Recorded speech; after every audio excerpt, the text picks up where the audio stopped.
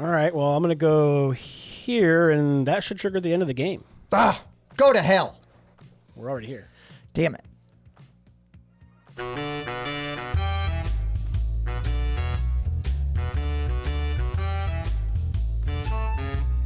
Hey guys, I'm Tim. And I'm Bob. And this is Board Game Rundown, and today we are reviewing Inferno. This game was sent to us by Grand Gamers Guild, but that's all we got for it. They didn't pay us. But I did ask for this. I was like, oh, please let me review this. We actually did a video where we were talking about like box art. We did a bracket, and this won, didn't it? It did. So yeah, the closer you look at it, the more you see, and the more terrifying and unsettling it becomes. Oh, it's so cool.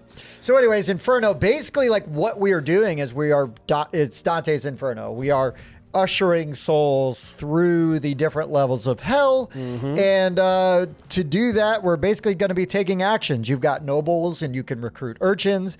And I mean, the first thing you're going to do is you're going to introduce a soul from the graveyard into the first circle of hell, which is limbo, right? So you got to bring somebody over. You've got to pay Charon a drachma or whatever these are. Yep. To ferry one over.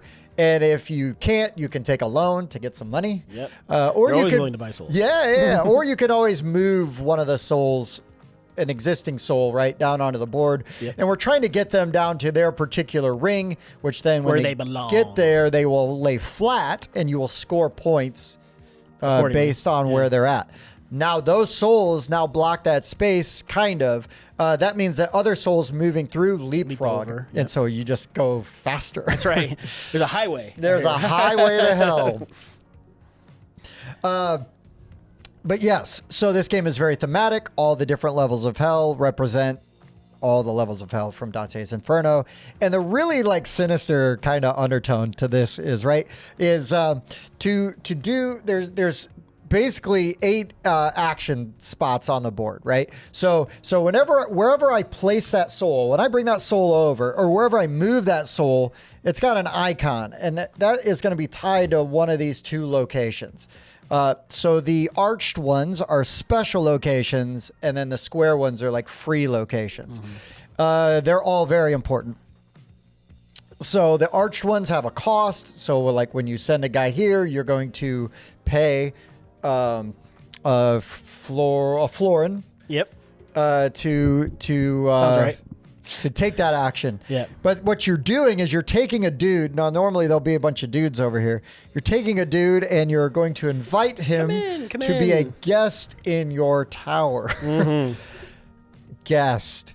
And then when you have someone as a guest in your tower, you can, if you are at one of those special locations, you can accuse someone of being a sinner. And then you are going to bring your guy for whatever color where you're accusing, and he's going to visit your guest in the tower, and then you're going to have someone murdered. And you're going to take that color soul and you're going to pop it in the graveyard. That's right.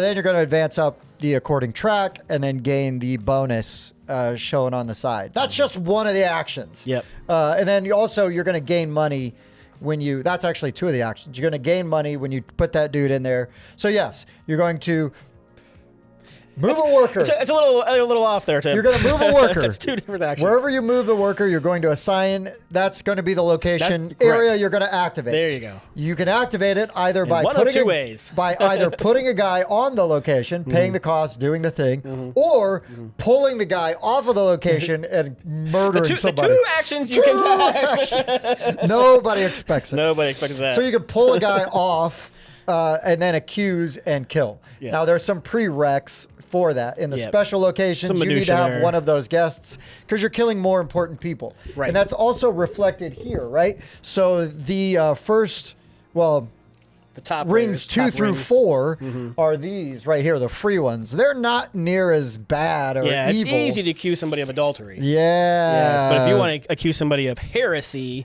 or something, further down. Treasonous. That's right, treasonous. Yes. Then we're getting further down into here. The traitors. Yeah. So anyways, so it's reflected there, right? Right. Those actions are more expensive. and they create the more valuable souls points wise, and then on top of that, you've got guardians like going around and doing different things. Bunch of those that we only play with 2. So yeah, so we did King Minos and we did Medusa. So he basically, if you move him to a spot, you put your little ring on the end of that scoring area, and now if your opponent scores a soul there, you get the points too. And Medusa petrifies souls. Shocker. So she just freezes them up, and then they don't get to go Occupies anywhere. that spot. And it fills that spot. Yep. So, like, for example, our blue location got really full. It did. And then so those dark blue souls had a really hard time moving down and getting in there. So there's a lot going on in this game, right? Because each action is going to cascade into other things. There's also these fraud cards, because if you've got these barrels, which you're going to be able to get from the market, they first start in your tower, and then you can take an action which will allow you to pop it up here into your supply area. And you want to pick the timing of that well, because a lot of times it's like point multipliers. So you kind of want to do it later in the game if you can, but the problem is those pesky barrels are taking up spots in your tower. Right. So if you're going to accuse somebody that's important, and you've got to have a spot open so you can visit them, because that worker is going to go to the tower, the one that does the accusing, because that's going to tell you the color of soul that you're putting in the graveyard. Yep. There's an action that'll let you get guys out of your tower, bring them home, out of your tower. rearrange your tower. And you can rearrange your tower, so you can move them barrels around, move some of those workers down, or some of those guests down, perhaps to a lower level, right? To free up a higher level. Yeah, because when you invite somebody over at a higher level, you get more money for them. You get more money the higher the level they are, right? Yeah. You can add to your tower. There's just money for guests in your tower. Yeah, you can go to the hay bale and have a romp and adopt an urchin, because urchins can adopt other urchins. So they can. We didn't find a rule against it. So right. Yeah. We did find that. It did say adopt. It's not a flowers in the attic situation here. Anyways, and then so there's another thing where there's safe passage. So once we get to the wall of something, this wall. We get the wall of dis. If you haven't placed one of your tokens there, you cannot move a soul past that wall. Correct. Other players can, and you can move any soul that has an available move, but you can't move past unless you place your markers down on the wall of dis. There's actions that allow you to move the guardians. There are actions that are going to allow you to move these cubes, because I'm not going to mispronounce. It's the Phlegathon. That's pretty darn close. Let's go with that. River? Yeah. So... Well, is it a river? Yeah, it's the river. Okay. Because their Styx is up here, and then... It's the arrow of somebody. Yeah. Yeah. Oh, yeah, the river, what he said. River of Phlegathon. Sure. Every time you accuse somebody, Dante is moving down. And he's descending deeper into hell. And as he goes into hell, he might land on an icon, which is then going to trigger something. And this is also our game timer. So you can have many rounds where he doesn't move at all. You're just placing workers, doing some stuff. But when you accuse somebody and you put a new soul there, he's going to move down. So if he moves down to a diploma space, depending who is farthest here or tied for the farthest, you will add diplomas in the corresponding area. And then that's going to, at the end of the game for scoring, you're going to multiply, if you've got a diploma there, your skull level by the cube level. And there's going to be things that during the game that are going to allow you to manipulate this cube level, and lots of stuff that allow you to advance your skulls. I didn't see anything that moves any skulls backwards. Just this one thing here, you can move one back. Right, but that's the skulls, not the river. Oh, skulls backwards. Nothing moves skulls backwards, right? Nothing moves skulls backwards. But something that I would point out that kind of got me a little bit is while you're moving that cube up to try to get your multiplier higher, you make sure that these spaces are occupied at the end of the game, because at the end of the game, when you go to end game scoring, that cube's going to move back to the left, spots equal to the number of open spots. So even though I spent a bunch of the game moving that purple cube all the way to the end, at the end of the game, there was 5 open spots, so that thing just went right back to the beginning. And that's why I never moved that. Yeah, because I didn't realize that it was going to go back that far. It didn't matter. There's, again, all kinds of cool stuff. The fraud cards, right? If you to play a fraud card, I think the only thing I've seen is either here, if you trigger this action. There, and then killing a killing a gray dude. That's not a traitor. That's a treasonous person, right? I don't know. I don't remember. Yeah, treasonous. Is it treasonous? I thought the apple was treasonous. Maybe. Yeah, I don't know. I don't think it's in there. It's not in here. Anyways, but killing a gray dude. Killing a gray dude will allow you to... It's the snake in the grass. Yeah. That's what we called it, yeah. So you can play one of those fraud cards either from your hand, from the visible lineup, or you can top deck.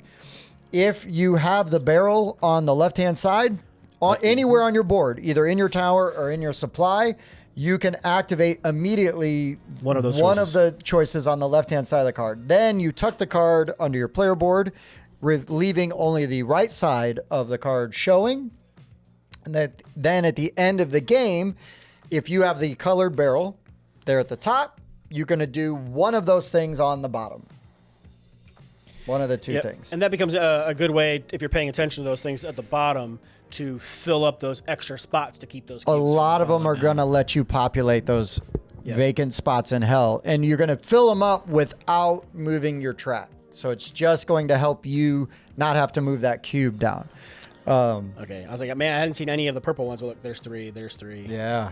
There's three. Next and they're higher because there's so many more spaces. So that's why it's more like, you get down at the bottom, it's like, put one guy in there. Yeah. Right. And there's some locations where Dante will move where you see... to activate things. But right. One of the guardians, and then there's also like a limbo soul. So you will fill up and kind of block those locations. And that becomes a thing. That does become a thing. And then like we said here, and then when it gets down to the bottom, the person who triggers the end is going to gain two points.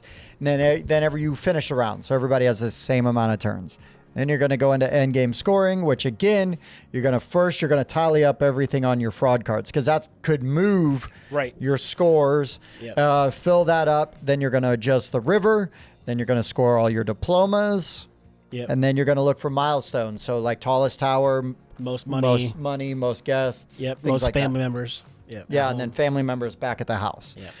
That's a lot, and that was not really well explained. Nope. But there's a lot going on in this game. There's a lot going on there, there was a couple tutorials, and you can watch us play the game on Patreon if we decide to air that one.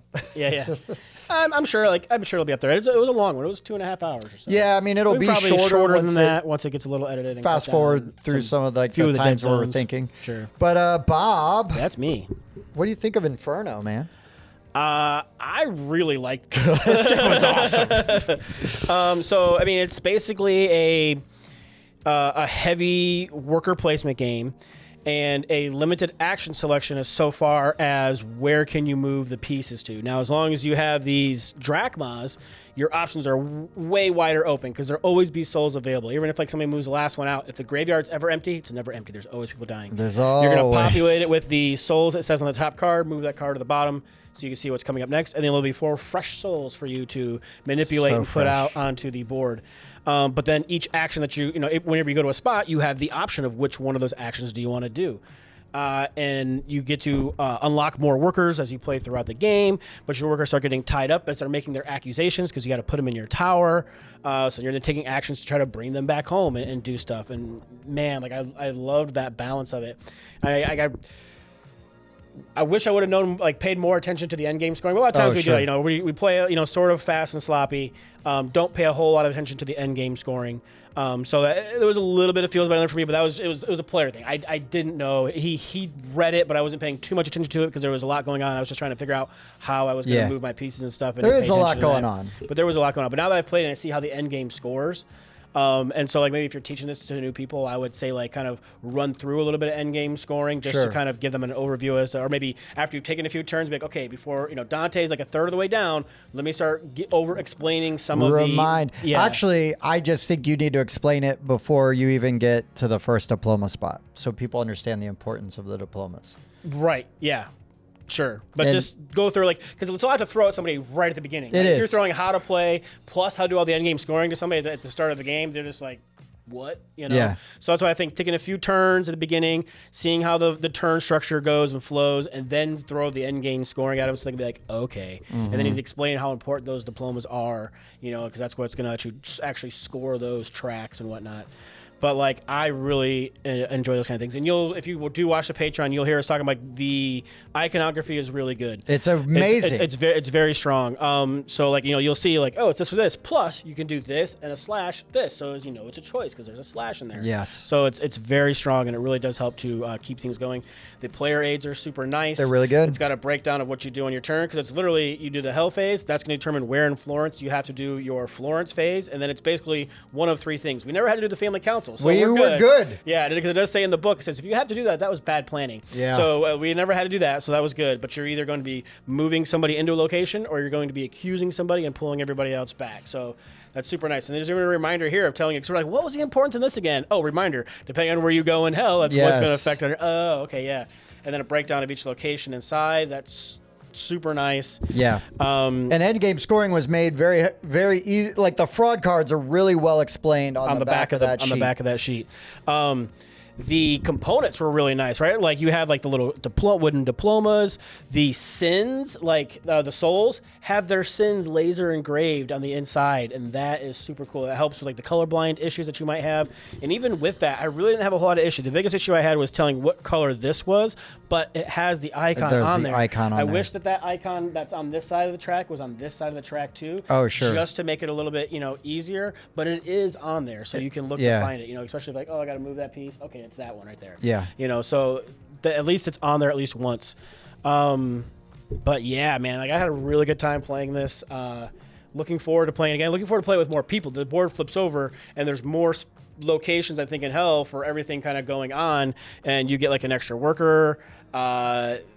It's going to be crazy with like more people playing this game. Like, I'm looking forward to trying it. I would be very selective though on the people, because you don't want to try too much. I mean, but the AP though is you don't have that many options. I mean, not that you don't have options, but like, it's not like you can sit there and be like, well, plan the next move, because you don't know where those souls are going to be. Right. So that really kind of limits how far ahead you can plan. Like, yes, you can have like a grand strategy type of thing, but like knowing for sure that, I know he's going to move this spot here, which means the only thing I was able to plan ahead on was because I was watching you, and like, and you got me that one time. I didn't want him to be able to move this piece down in here and score those 5 points. So I was waiting. It's like, okay, there's no stag action he can take. He's got no workers to put out. So I was able to move this piece down here, and then he couldn't do that. And then I was able to move it down here, take a stag action, gain those 5 points. Because all my workers were on the board. So I had to take a different action where, to pull them. But you had to accuse, but you had nobody in the stag area to accuse. Right. So I guess I could have gone there, got the points, and done the family council, lost a bunch of points. Or there is an option where you can pay the 2 coins to do that, to ignore it. But you didn't have any coins, and you would have had to take a loan, which would have cost you even more points. So we were doing the math. We were doing the math. But yeah, it turns out I did not take that action. Just because it really only got you 1 point. So it wasn't that much of a bonus for you. It set me up. Better off. I was better off doing what I wanted to try to do anyway. To screw me. Yeah. Finally. It's hilarious. Yeah. But no, like I said, man, look at these laser engraved pieces. They're just so crazy with that little horn demon in there. It's just, I don't know. It's very cool. Like, I can't say nothing. These little skulls, they're badass. The skulls are so cool. Yeah, they're so freaking cool. Component wise, it's fantastic, and I had a lot of fun playing this. So like, usually like these, when I love a heavy game, I love it, and when I hate it, right? This bad boy sings. I mean, the theme is incredible. Yes. Artwork, man. The art is great. The board looks great. All the theme is not only like, it's integral to the game. Like, it makes sense. Not slapped on whatsoever. Not at all. And then just like when you step back and you think about like what's actually happening and how horrible it is, it's delicious. Oh man, it's so dark and wonderful. And we haven't played with any of the other Guardians. Yeah. I would like to play this with other, like a higher player count. But I'd be selective only because the teach is going to take a minute. The teach will be faster. Faster, not having to go so much out of the book and do the setup. You and I could teach this basically without the book, I think, right now. Yeah. But in a week. It'd be about a 20-minute. Yeah. In a week, it'll take a little bit longer. But yeah, about a 20-minute teach. Yep. And then just kind of get people used to how the turn structure. Because once you figure out the turns, like we were taking pretty fast turns. Yep. And I guess that's the other thing, right? Is to have a game where the turns are so consequential because again, they're going to cascade into other things, but you're so limited. It's really like the only time they are kind of wide open is when you're going to pay to bring a dude across and you basically can pick any action. Right. That's the only time.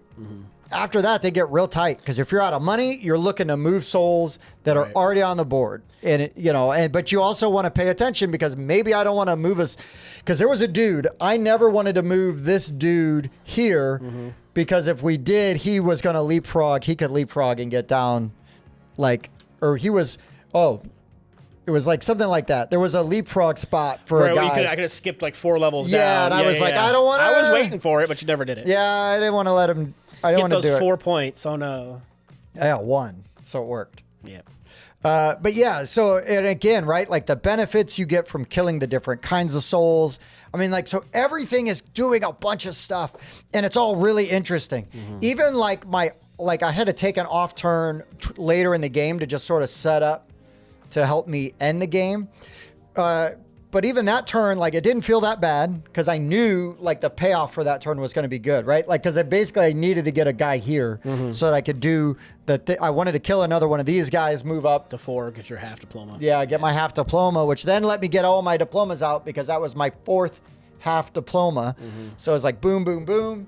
And just really cool, really cool. Everything was really exciting. Everything was interesting. It takes a minute to learn the game. The rule book's pretty good.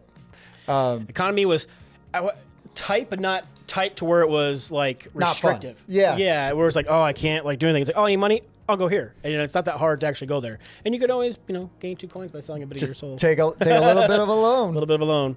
Yeah. Yeah. Again, really cool options. We didn't even touch like the River Styx option where you can like. Well, no, because you kept killing off all the identical pieces. Well, I mean, I guess I meant in the explanation. Oh, yeah. Yeah. Sure. Well, because I thought at the end, I thought you were going to pop, because there were those 2 light blue souls there. I thought you were going to do that bonfire action and then do the River Styx action to pull those 2 guys off and then move up on 2 different tracks. On one of the gold tracks. On one of the gold tracks for 2, yeah. Which was I could have got this, but that doesn't give me that again. Right. This would have been up on the track. Right. So it literally wouldn't have been worth it. And I thought about doing it, but it wasn't going to be... It wasn't going to be worth enough points to do all of that for just that. Yeah. Sure. But the way that the guys move around in here all makes sense.